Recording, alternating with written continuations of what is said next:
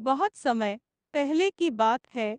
मगध राज्य के एक छोटे से गांव में एक युवक था जिसका नाम आनंद था।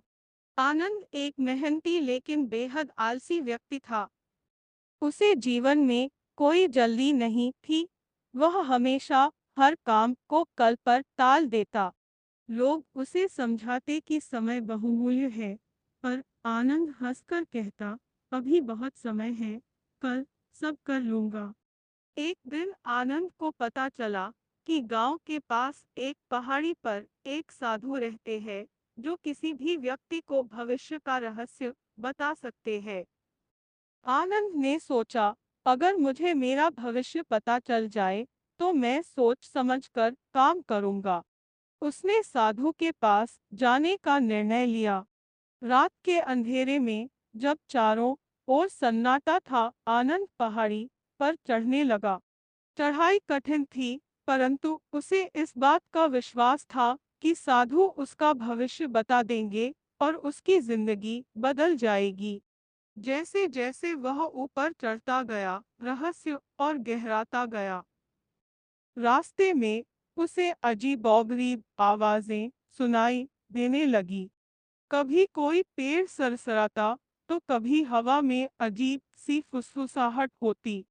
आनंद थोड़ा घबराया लेकिन वह आगे बढ़ता रहा। आखिरकार वह साधु के पास पहुंचा।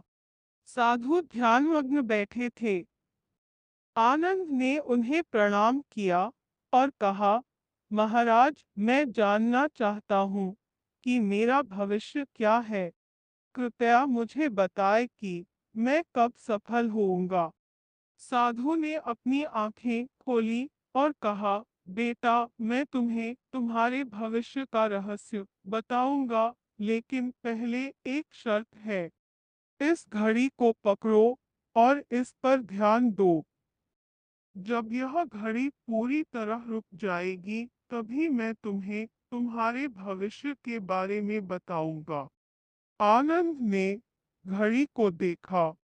साधु ने कहा, लेकिन ध्यान रहे, इसे छूना नहीं। आनंद ने घड़ी को ध्यान से देखा। समय धीरे धीरे बीत रहा था, लेकिन घड़ी कभी रुकती ही नहीं। आनंद इंतजार करता रहा। धीरे धीरे उसका धैर्य खत्म होने लगा। उसने सोचा, घड़ी क्यों नहीं रुक रही? कितनी देर हो गई? वह साधु से बोला,